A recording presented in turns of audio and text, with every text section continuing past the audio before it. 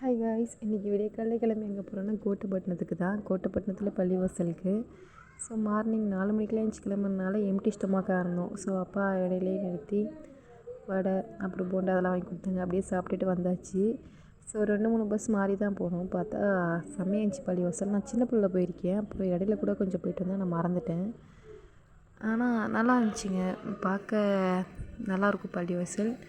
எப்படின்னா முன்னாடி நான் போகும்போது அங்கே என்னமோ முனி கோயில், அப்புறம் இன்னொரு அவங்க பையனோட சமாதி இதெல்லாம் இருந்துச்சு.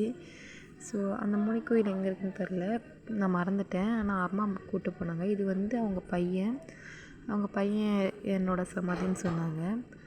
ஸோ அங்கேயே போய் அங்கே கொஞ்சம் பார்த்துட்டு அப்புறம் ஃபாத்தியா ஓத சொன்னாங்க. அதையும் ஓதிட்டு பக்கத்துலேயே பார்த்தா பார்க் இருந்துச்சு. ஸோ பீச்சுக்கும் பார்க்குக்கும் செம்மையாக இருந்துச்சு. ஸோ இங்கே என்ட்ரி ஃபீஸ்லாம் ஒன்றும் கேட்கல, நல்லா விளையாடுற மாதிரி தான் இருந்துச்சு. அங்கே எல்லாமே நல்லா இருந்துச்சு. ஸோ நாங்கள் போன டைம் நல்லா மார்னிங் டைம், அதுவும் நான் எம்டி ஸ்டொமக்காக போனதால் தலையை சுற்ற ஆரம்பிச்சிருச்சு எது விளாண்டாலும். ஸோ கொஞ்ச நேரம் இது விளாண்டா அப்புறம் சீசா இருக்கான்னு பார்த்தோம். சீசாவில் பார்த்தா அது உடஞ்சிருந்துச்சி. அப்புறம் கொஞ்சம் நேரம் ஊஞ்சல் விளாண்டோம் நானே தங்கச்சும். எங்கள் அப்பா வந்த டைட்டில் அப்படியே உட்காந்துட்டாங்க, அம்மா கூட கொஞ்ச நேரம் விளாண்டாங்க.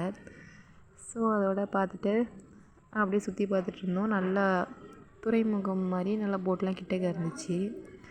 ஸோ நம்ம ஊர்லேயும் இப்படி இருக்கும், ஆனால் இது மாதிரி மனோராலலாம் என்ட்ரி ஃபீஸ் கேட்பாங்க. பட் இங்கே வந்து அது ஒன்றும் கேட்கல. சின்ன பிள்ளைங்க கூட வந்து விளாண்டுச்சு.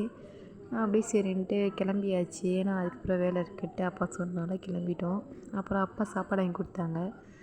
அப்புறம் பூரி, அப்புறம் ரோஸ்ட்டு, அப்புறம் ஆம்லேட், பரோட்டா எல்லாத்தையுமே டேஸ்ட் பண்ணியாச்சு. எல்லாத்தையும் வாங்கி சாப்பிட்டுட்டு அப்புறம் பூ வாங்கிட்டு போகணுன்னு அம்மா சொன்னனால பூவும் வாங்கியாச்சு. கனகாம்பரம் பூ வாங்கினோம். அப்படியே எப்படியோ ஒரு வழியாக வந்து வீடு சேர்ந்தாச்சு. சரியான மயக்கங்க.